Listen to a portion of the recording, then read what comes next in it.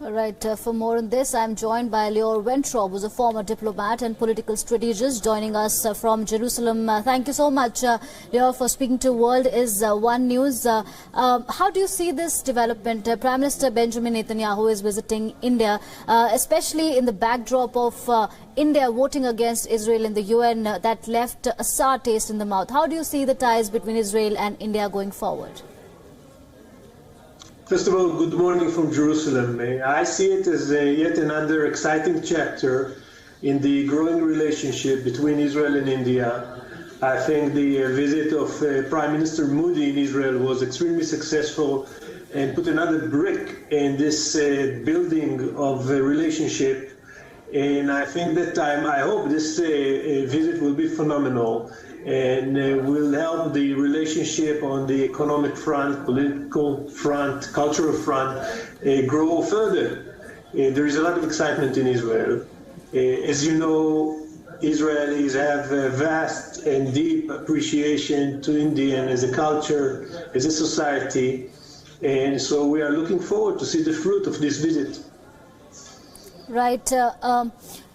India has been fascinated by the way Israel has turned around its agriculture and water innovation. So do you think that aspect is one thing that everyone has to look out for, especially, you know, in India, we're battling an agrarian crisis. So how can Israel help India in getting over the agrarian crisis and the technologies that it has adopted back home and help India deal with that crisis?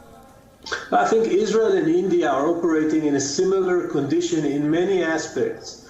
One of them is dealing with terrorists, but the other one is dealing with the cards that Mother Nature dealt us. And I think that water management and agriculture is obviously something that the Israeli know-how with the great Indian ability to implement and the Indian experience can go a long way.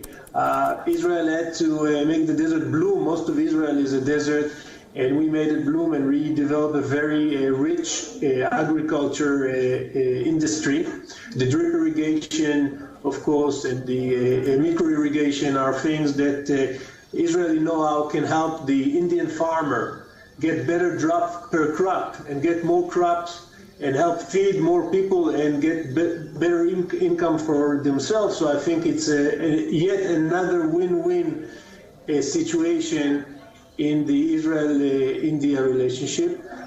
We've been doing a lot on the agricultural front, and I think there is more to gain and more to do in the future in the relationship. Right. Lior, as we discussed this issue, we know that business and defense ties will top the agenda. There's one aspect of Bollywood also. You know, you are in Jerusalem. Could you please tell us how much of popular is Bollywood is in Israel, and how is India's film industry accepted in Israel? Well, I got to tell you, there is a strong core of Israelis who admire Bollywood, who know the actor, who know the Bollywood star, know the songs, know the Indian songs, but it's not enough. I think, first of all, the Indian film industry should look at Israel as a venue to film some of these movies. It's very friendly. There is a professional industry that can support the film industry here. So I think it will be, again, something that worth looking, and another aspect that can be further developed in the future. There used to be an Indian channel of Indian movies here, and now it became I think, more expensive, or even there is a need for special subscription. So I think there is not all Israelis got exposed to the Bollywood industry, to the Indian movie. So there is a lot of work to be done there. I think you just mentioned a field that needs to be developed. Right. And do you have, I mean, if I may ask, do you have any favorites from the Indian film industry? Are you a fan of Indian movies or Indian stars? I think that Slumdog Millionaire was an interesting movie to watch. I forgot the name of the movie about the women cricket team that I watched. It was quite a few years ago. Okay. All Israelis grew up on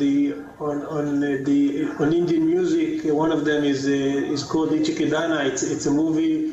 It's taken out of an Indian movie, I think 40 years ago. Okay.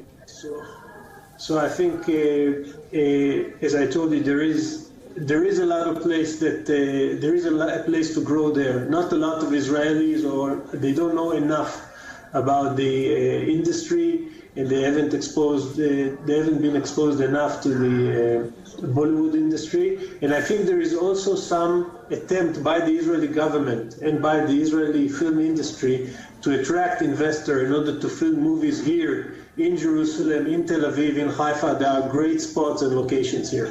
Yeah, and do you think there should be more people-to-people contact? Because so far we are just restricting ourselves to diplomacy, to business ties, and now, in fact, if Bollywood also enters into this scenario, do you think there should be more people-to-people contact also between India and Israel?